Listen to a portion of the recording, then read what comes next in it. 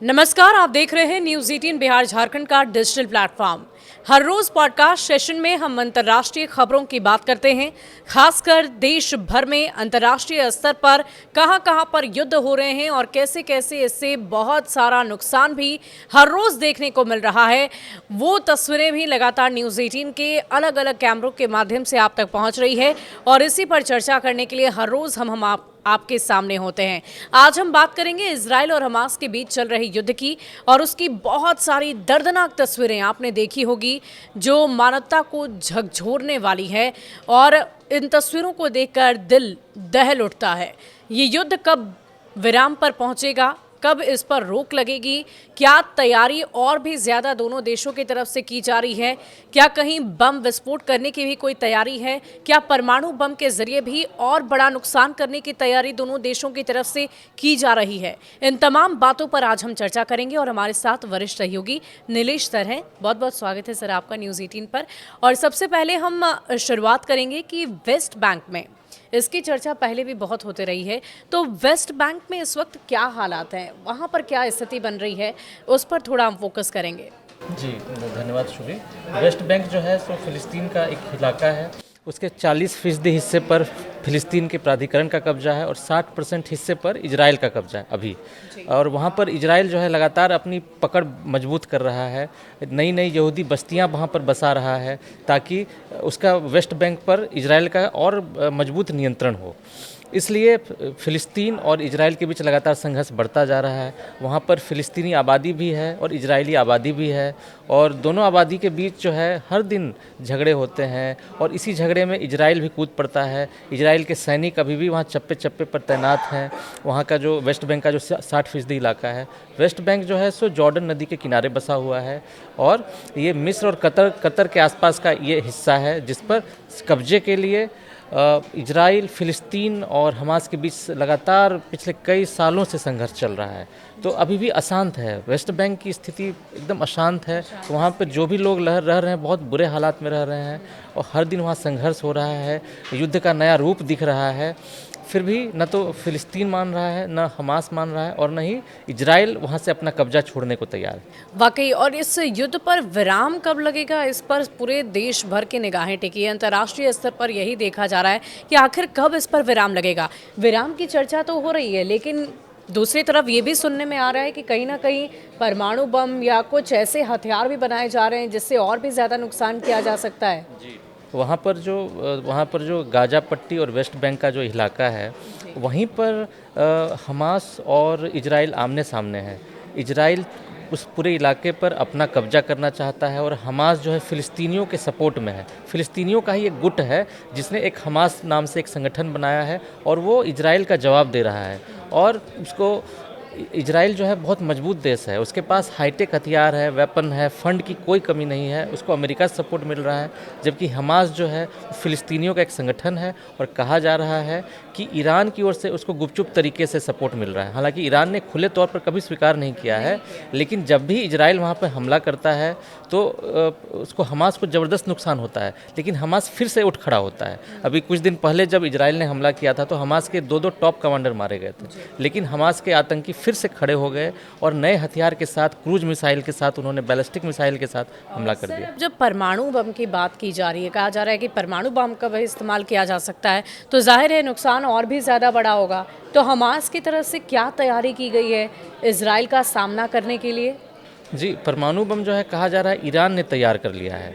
उसके पास 275 kilogram uranium है, वो अभी 60% संवर्धन स्तर तक पहुँच। तो वो किसका सहयोग करेंगे? हाँ, अगर ईरान के हाथ ये लग गया, अमेरिका उस परमाणु कार्यक्रम को ख़त्म करने के लिए लगातार बातचीत कर रहा है, लेकिन कहा जा रहा है कि अगर ईरान ने परमाणु बम बना लिया तो उससे वो हमास तक भी मदद पहुंच सकती है।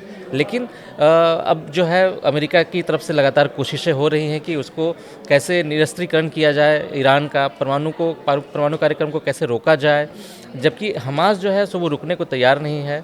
हमास को ईरान से तो फंडिंग मिल ही रही है, वो अपनी भी तैयारियां कर रहा है। कहा जा रहा है कि 30,000 नए लड़ाके भर्ती करने की तैयारी में है हमास, और अगर ये लड़ाके अगर सचमुच आ गए हमास के पास तो इजराइल और हमास के युद्ध में एक नया मोड़ आ सकता है। तो तो इससे क्या मतलब हम ये समझ लें कि हमास की स्थिति और भी ज़्यादा बेहतर होगी, मजबूत स्थिति में हमास आ जाएगा? जी, हमने हाल के कुछ दिनों में देखा है कि हमास और जो इजराइल का युद्ध है, हर दिन नए रंग लेता है। इजराइल अटैक करता है, हमास को पूरी तरह से मिटा देता है, लेकिन हमास फिर से खड़ा हो जाता है। और कैसे होता है? उसको क्योंकि फंड मिल रहा है, मदद मिल रही है। और फ़िलिस्तीन का एक गुट जो है सो वो हमेशा हमास को सहयोग देने के लिए तैयार रहता है। ईरान का एक हिस्सा उसका सपोर्ट करता है। तो यानी कि ये युद्ध जो है सो अभी ख़त्म होने का आसार इस पर नज़र नहीं आ रहा। यानी कि अभी युद्ध लंबा चलने वाला है, नुकसान और भी ज़्यादा होगा, मानवता को झकझोर देने वाली बहुत सारी तस्वीरें हम वहाँ से देख रहे हैं। अच्छा सर, अगर हम बात करें दूसरे देशों की भी इसमें भूमिका होती है, हो सकता है कि कुछ देश ऐसे भी हों जो मध्यस्थता कर रहे हों, उसमें पहला नाम कतर का आता है। तो ये क्या कहा जा रहा है कि अब कतर भी बिल्कुल थक चुका है, अब समझ नहीं आ रहा कि और कैसे इस युद्ध पर विराम लगाया जाए। तो क्या कतर की तरफ से पहल की गई है? क्या वाकई अब कतर पहल करना भी छोड़ देगा? जी, आपने सही कहा। कतर जो है पिछले कई साल से गाज़ा पट्टी में शांति कर प्रयास में लगा हुआ है। कतर की मध्यस्थता से कई बार इजराइल और हमास के गुटों के बीच बातचीत भी हुई है और एक बार सीज फायर भी हो चुका था। उसमें अमेरिका ने भी दखल दिया था, लेकिन जब ये सीज फायर ज़्यादा दिन तक नहीं टिका, उसके बाद फिर से इजराइल ने नए तरीके से अटैक किया।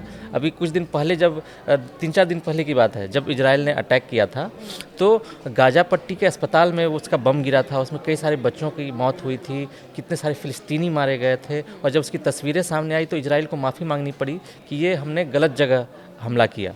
तो कतर वही चाहता है कि जो मानवता का नाश हो रहा है, जो युद्ध की वजह से बर्बादी हो रही है, उसको रोकने के लिए कतर बहुत जो है सो सीरियस पहल कर रहा है।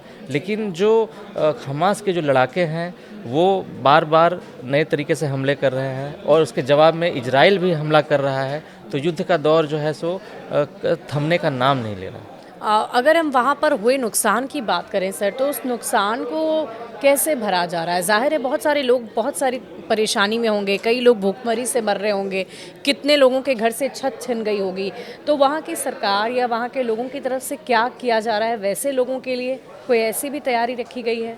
वो जो है अंतर्राष्ट्रीय जो संगठन है उनकी तरफ से मदद मिल रही है, कुछ जो है लोकल लोग मदद कर रहे हैं। लेकिन गाज़ा पट्टी और वेस्ट बैंक के हालात जो है बहुत ही ख़राब है। वहाँ पे 60% 70% जो है सो बेरोजगारी की दर है, खाने को नहीं मिल रहा है, रहने का कहीं ठिकाना नहीं है। लोगों ने टेंट सिटी में शरण ली है, जो खंडहर है वहाँ पर शरण ले रखी है। बच्चे भूखे मर रहे हैं, जो घायलों का इलाज नहीं हो रहा है। फिर भी इजराइल और हमास का युद्ध जो है सो थमने का नाम नहीं ले रहा है। तो देखिए, ये युद्ध किसी भी प्रकार से इस वक्त थमता हुआ नज़र तो नहीं आ रहा।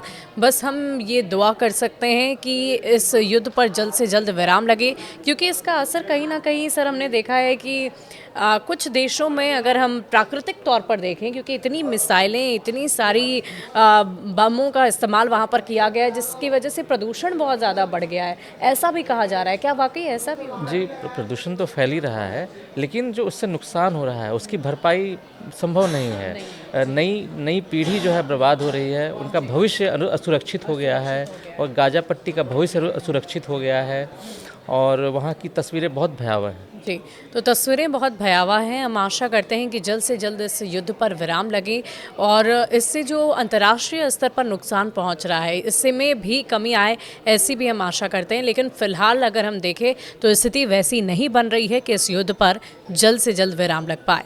इस पूरे खबर को लेकर आपकी क्या राय है? क्या आप भी सोचते हैं कि जल्द से जल्द इस पर विराम लगे? और विराम लगाने के लिए और क्या क्या तरीके अपनाए जा सकते हैं, ये भी हमें कमेंट सेक्शन में लिखकर ज़रूर बताइएगा, क्योंकि आपकी राय हमारे लिए बहुत ज़रूरी है। उसी राय के आधार पर हम आगे के पॉडकास्ट भी इसी तरह आपके लिए लेकर आएंगे। बहुत बहुत शुक्रिया आपका।